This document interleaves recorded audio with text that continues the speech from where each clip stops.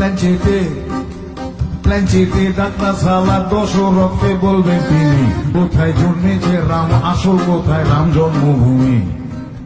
এই রাম জন্মভূমি নিয়ে প্রচুর ফ্যাসলামি চলে আমাদের দেশে।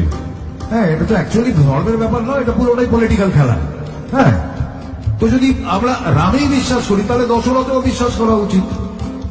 অথেন্টিক তো একমাত্র দশরথই, সেই তো বলতে পারে যে গুরু কোথায় জন্মেছিল, ওই বলতে পারে যে ওইখানে জন্মেছিল।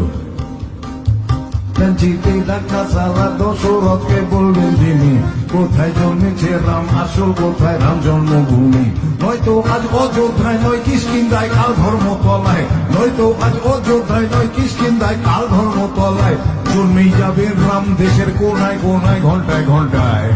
বছরের ফার্স্ট ভিডিওটা ভেবেছিলাম কোনো একটা কমেডি ভিডিও করব, কিন্তু একজন মহান নন পলিটিক্যাল মানুষের পলিটিক্যাল কথাবার্তা শুনে কে নিয়ে বাধ্য হয়ে ভিডিওটা করতেই হচ্ছে।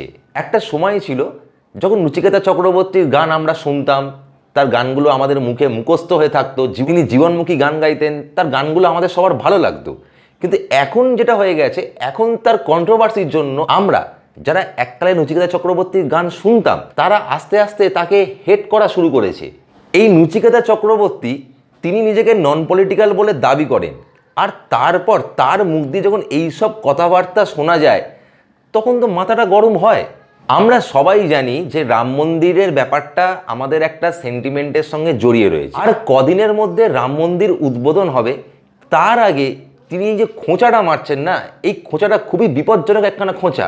তিনি একটা প্রোগ্রামে গেছেন, গান শুনিয়ে সবাইকে মজা দেবেন, এনজয় করাবেন, কিন্তু না, তিনি এইসব পলিটিক্যাল কথাবার্তা বলে তাদেরকে উস্কানি দেবেন।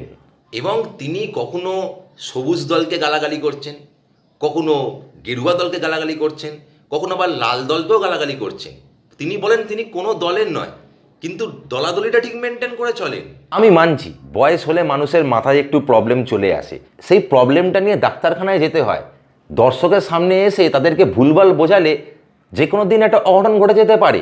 আর নচিকেতা বাবু যদি মনে করেন যে তার মাথায় কোনো দোষ নেই, তাহলে ভাই আমি জানতে চাই যে তিনি কি নেশা করেন, মানে তার নেশার দ্রব্যটা কি। আমি একটু টেস্ট করে দেখতে চাই যে কি এমন খেলে এরকম উল্টোপাল্টা কথা মুখ দিয়ে বেরোয়।